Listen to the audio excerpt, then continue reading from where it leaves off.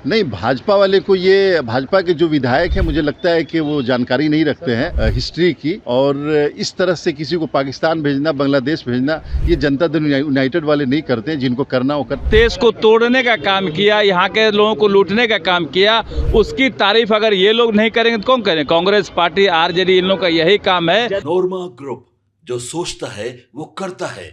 आपके अपने सपनों का आशियाना। आखिरकार भाजपा और जदयू के बीच का जो तूफान है वो बाहर निकल कर आ ही गया। आज एक नज़ारा देखने को मिला जब जनता दल यूनाइटेड के एक अल्पसंख्यक समाज के नेता एमएलसी ने जब अपनी बात को रखा, तो उसके बाद से खालिद अनवर के बयान के बाद से भारतीय जनता पार्टी के जो नीतीश सरकार में मंत्री हैं, नीरज बबलू, छातापुर से विधायक भी हैं, उन्होंने सीधे तौर पे उनके बयान को कोट करते हुए कहा कि ऐसा बयान कोई भी आदमी देता है तो वो गलत है। अगर जदयू के नेता ने दिया है तो ये मान के चलिए उनकी मानसिकता आरजेडी वाली है, या फिर ऐसे बयान तो आरजेडी कांग्रेस के लोग ही देते हैं।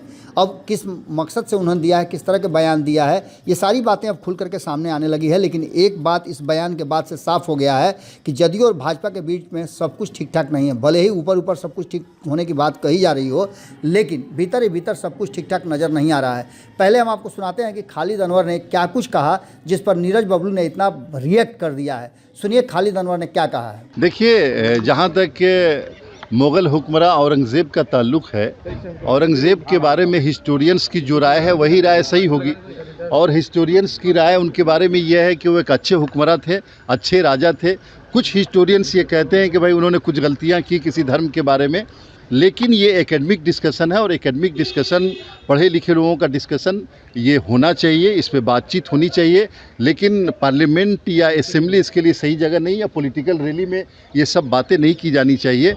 और जिनको सस्पेंड किया गया है, मेरे ख्याल से अगर पार्लियामेंट में फ्लोर पे इस तरह की बातें हो रही हैं और ये कोई वजह नहीं है कि इसके लिए किसी को सस्पेंड किया जाए। बट भाजपा विधायक तो कह रहे हैं कि उन्हें पाकिस्तान भेज देना चाहिए। नहीं, भाजपा वाले को ये भाजपा के जो विधायक हैं मुझे लगता है कि वो जानकारी नहीं रखते हैं हिस्ट्री की। और इस तरह से किसी को पाकिस्तान भेजना, बांग्लादेश भेजना, ये जनता दल यूनाइटेड वाले नहीं करते हैं। जिनको करना हो करते नहीं। योगी जी कह रहे हैं कि उनको बुलाइए, यूपी में हम देख लेंगे अबू आदमी। नहीं, वो तो उत्तर प्रदेश के ही रहने वाले, आजमगढ़ के ही रहने वाले, और उन्हीं के स्टेट से कई बार वो एमपी भी बने हैं। तो योगी जी और अबू आसिम आज़मी साहब, उनका अपना मसला हो सकता है। मैं सिर्फ एकेडमिक बात कर रहा हूँ कि एकेडमिक बात यह है कि औरंगज़ेब एक अच्छे हुक्मरान थे। ये हिस्टोरियंस का कहना है। बहुत बहुत धन्यवाद, बहुत शुक्रिया। आपने खालिद अनवर का बयान तो सुन लिया, अब हम आपको सुनाते हैं नीरज बबलू का बयान, जो हमारे रिपोर्टर सागर ने उनसे पूछा तो उन्होंने क्या कहा, यह आप खुद सुन लीजिए और कमेंट बॉक्स में अपना जवाब जरूर दीजिएगा कि आखिरकार क्या आपको लगता है कि भारतीय जनता पार्टी और जनता दल यूनाइटेड के बीच में सब कुछ ठीक ठाक है? क्या इस तरह के बयान और बयानों पर कोट होना चाहिए? जुड़े रहिए भारत लाइव के साथ। बहुत बहुत धन्यवाद। बोले हैं कि औरंगजेब अच्छे शासक थे। और क्या कह सकते हैं ये लोग? औरंगजेब को कहेंगे, अकबर को कहेंगे, पता नहीं किसको किसको कहेंगे। जो देश को लूटने वाला शासक रहा है, जो इस देश को तोड़ने का काम किया, यहाँ के लोगों को लूटने का काम किया, उसकी तारीफ अगर ये लोग नहीं करेंगे तो कौन करें? कांग्रेस पार्टी, आरजेडी, इन लोगों का यही काम है कि जदयू एमएलसी अगर इस तरह का बोल रहे तो गलत बात बोल रहे। इस तरह का बोलना उनके लिए उचित नहीं है। ये काम आरजेडी का काम है, ये कांग्रेस का काम है। जो देश को लूटने का काम किया उसके पक्ष में बोलना इन लोगों का काम है। आपके सपनों को हमने सजाया है, ई होम्स पैनोरामा को हमने बनाया है। ई होम्स मेरा एक सपना था जिसपे मैं पिछले 4 साल से काम कर रहा था। हमने जो बनाया है वो सबने है माना। ई होम्स पैनोरामा में हो आपका भी आशियाना।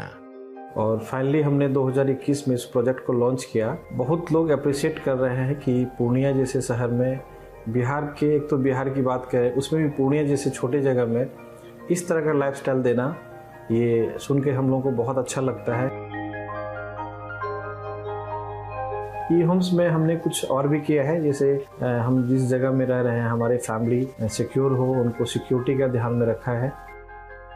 आपकी सुविधा और सुरक्षा आपके लिए खास है, ये आपका विश्वास है। इसमें आर्टिफिशियल इंटेलिजेंस का 7 लेयर सिक्योरिटी का हमने इस्तेमाल किया है। लस ग्रीन कैंपस को बनाया है। यदि हमारा बाउंड्री वाल है तो वो वर्टिकल गार्डन है। ये जितनी भी फैसिलिटी होता है एक इंटरनेशनल टाउनशिप में, ई होम्स है, ये हम लोग विश्वास नहीं कर पा रहे हैं। जो भी हमारे मित्र दोस्त या जो भी हमारे बाहर के बाहर आते हैं तो हम लोगों को बहुत अच्छा सुनने को मिलता है और बहुत अच्छा क्रेडिट मिल रहा है। वो सारा हमने सिर्फ एक बिल्डिंग नहीं बनाया, हमें एक बहुत अच्छा लाइफस्टाइल दिया ई होम्स में, और मेरा एक सपना था जिसको मैं आज फुलफिल होते हुए देख पा रहा हूँ। ये आपका आवास है।